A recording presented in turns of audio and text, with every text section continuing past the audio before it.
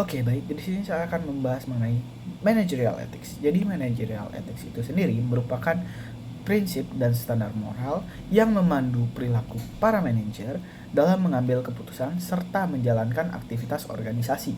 Nah, konsep ini sendiri berkaitan dengan penilaian tentang apa yang dianggap benar ataupun apa yang dianggap salah dalam tindakan manajerial, terutama ketika manajer itu sendiri dihadapi dengan dilema yang tidak selalu diatur secara jelas oleh hukum.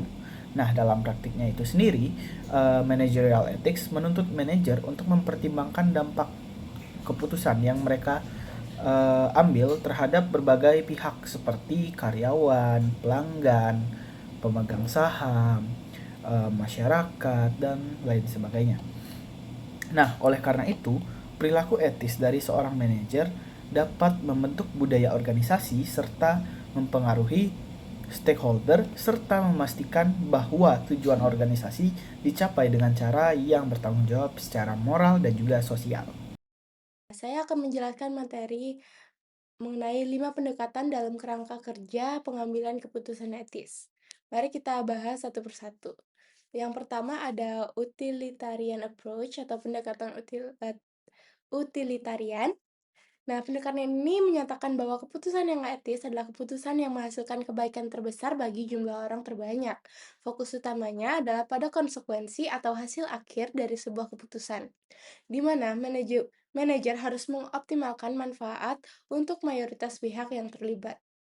Contoh kasusnya yaitu saat pandemi, pihak rumah sakit menggunakan pendekatan ini untuk memprioritaskan penggunaan ventilator bagi pasien yang memiliki peluang hidup paling tinggi demi menyelamatkan sebanyak mungkin nyawa secara keseluruhan.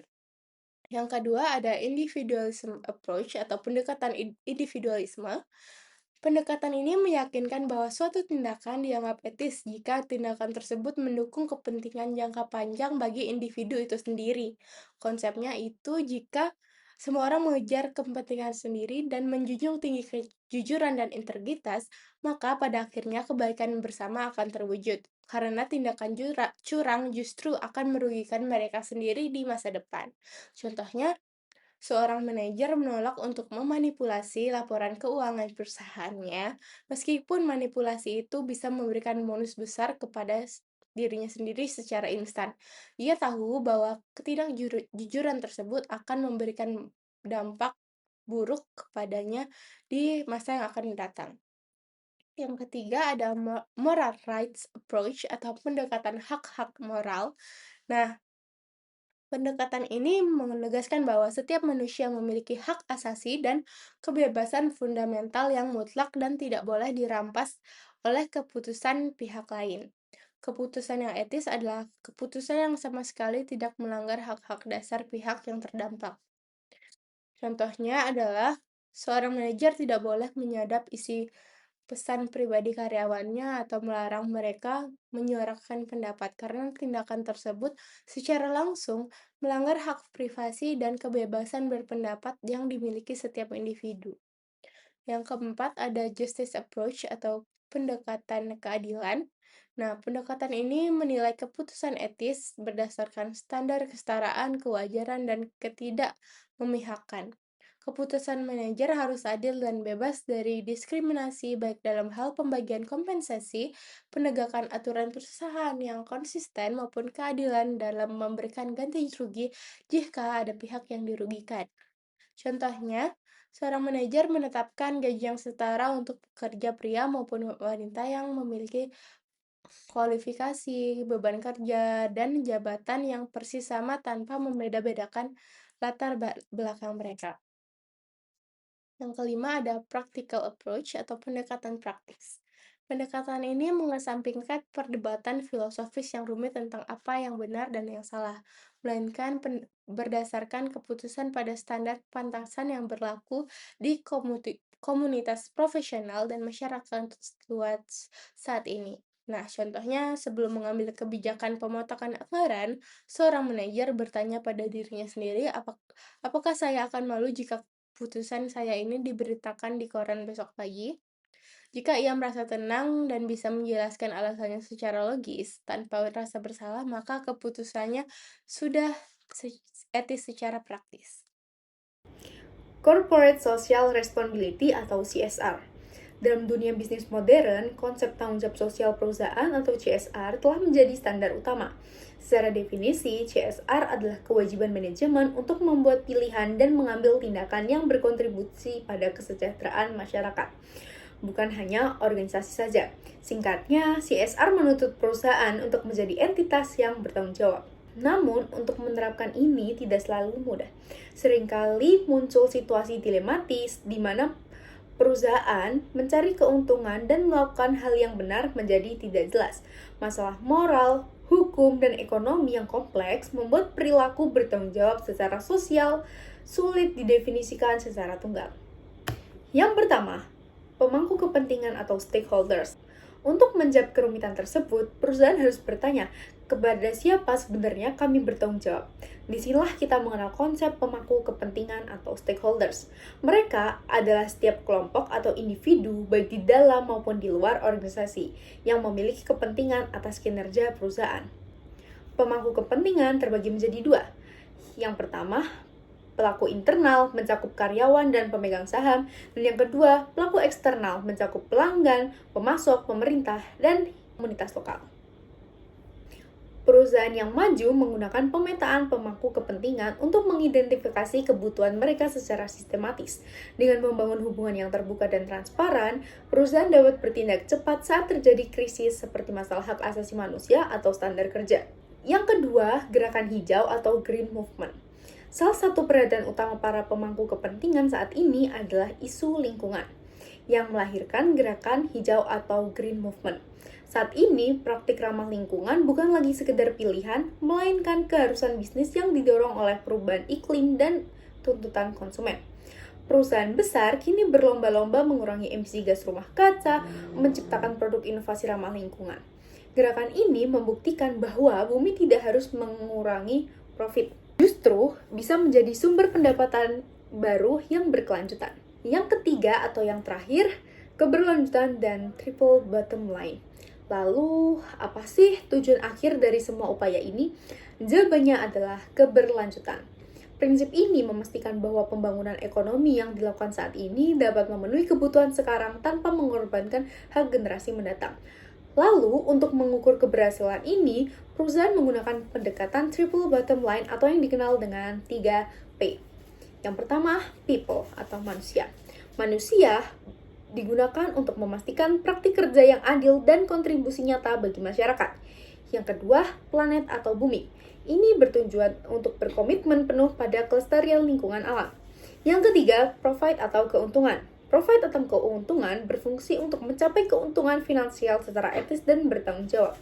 Dengan mengintegrasikan ketiga aspek tersebut, perusahaan memastikan bahwa mereka tidak secara membabi buta mengejar keuntungan. CSR yang sejati adalah tentang bagaimana perusahaan menyeimbangkan aspek sosial, lingkungan, dan ekonomi demi masa depan yang lebih baik. Jadi di sini saya akan menjelaskan materi tentang Managing Company Ethics and CSR.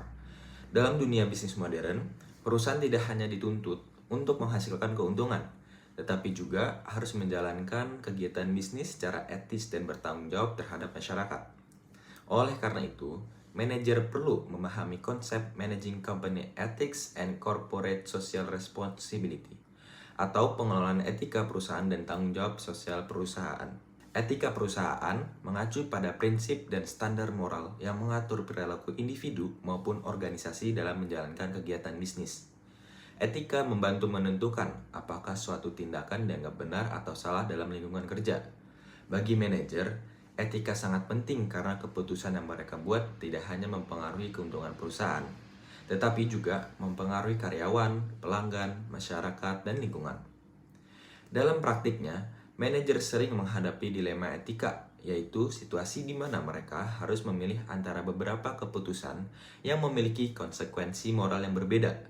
Misalnya, perusahaan dapat memilih untuk menekan biaya produksi dengan menggunakan bahan yang lebih murah, tetapi hal tersebut mungkin dapat menurunkan kualitas produk atau merugikan konsumen.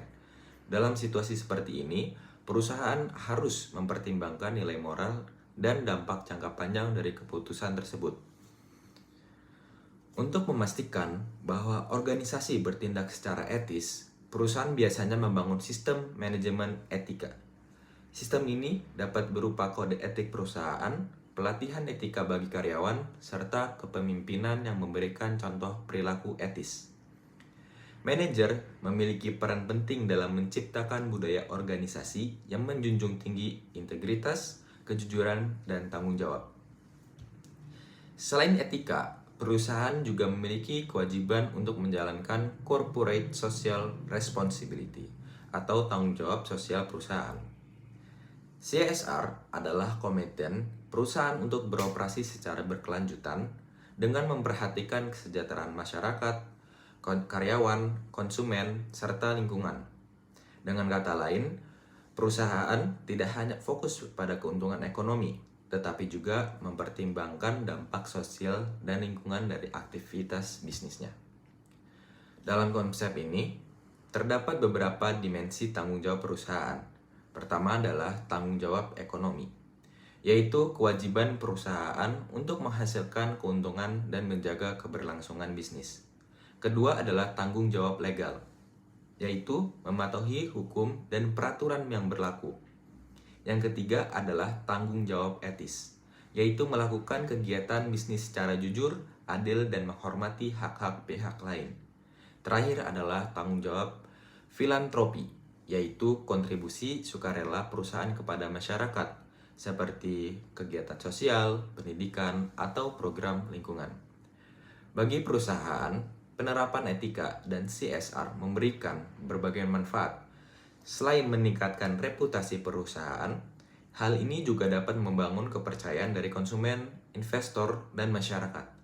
Perusahaan yang memiliki reputasi etis yang baik biasanya lebih mudah mempertahankan loyalitas pelanggan dan menarik karyawan yang berkualitas. Nah, demikian, mengelola etika perusahaan dan tanggung jawab sosial merupakan bagian penting dari manajemen modern. Manajer tidak hanya berperan sebagai pengambil keputusan bisnis, tetapi juga sebagai pemimpin yang memastikan bahwa organisasi menjalankan aktivitasnya secara etis, bertanggung jawab, dan berkelanjutan. Oke, jadi mengenai studi kasus kali ini, kami akan membawakan studi kasus yang berasal dari PT Sritex atau perusahaan Sritex. Sritex sendiri merupakan perusahaan tekstil yang cukup terkemuka dan perusahaan tersebut berasal dari wilayah Jawa Tengah. Nah, jadi apa sih yang dapat kita ambil? Yang dapat kita ambil yaitu di saat adanya isu bahwa Sritex itu mengalami sebuah permasalahan pilot pada tahun 2024, di mana perusahaan tersebut menghadapi suatu dilema antara kewajiban perusahaan tersebut untuk membayar hutang perusahaan kepada kreditur-kreditur dan tanggung jawab sosial terhadap puluhan ribu karyawan yang bekerja di dalamnya secara sekaligus ya tentunya. Jadi mereka harus mengambil sedikit banyak keputusan untuk menyelesaikan berbagai macam persoalan-persoalan yang sedang terjadi di dalam perusahaan tersebut.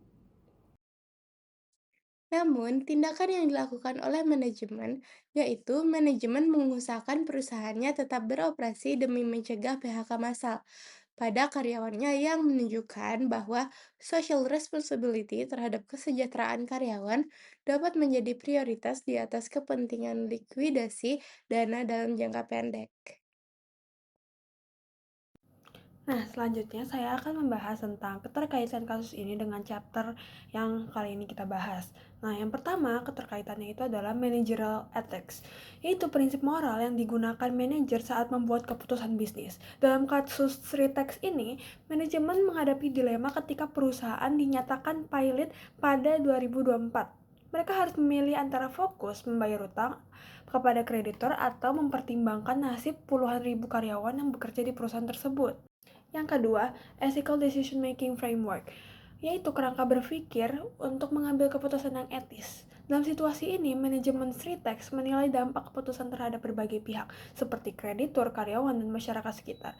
Dengan tetap berusaha menjalankan operasional perusahaan sementara waktu, manajemen mencoba meminimalkan dampak sosial seperti PHK massal. Ketiga, Corporate Social Responsibility (CSR). Berarti perusahaan memiliki tanggung jawab tidak hanya kepada pemegang saham, tetapi juga kepada karyawan dan masyarakat. Upaya mempertahankan operasional perusahaan menunjukkan bahwa kesejahteraan karyawan menjadi pertimbangan penting dalam keputusan bisnis. Keempat, Managing Company Ethics and CSR, yaitu bagaimana perusahaan menerapkan nilai etika dalam praktik nyata.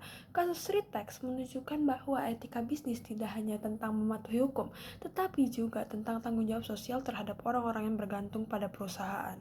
Nah, kesimpulannya, kasus Sritex menunjukkan bahwa ketika perusahaan menghadapi krisis, keputusan manajerial yang etis harus mempertimbangkan keseimbangan antara kepentingan ekonomi dan tanggung jawab sosial.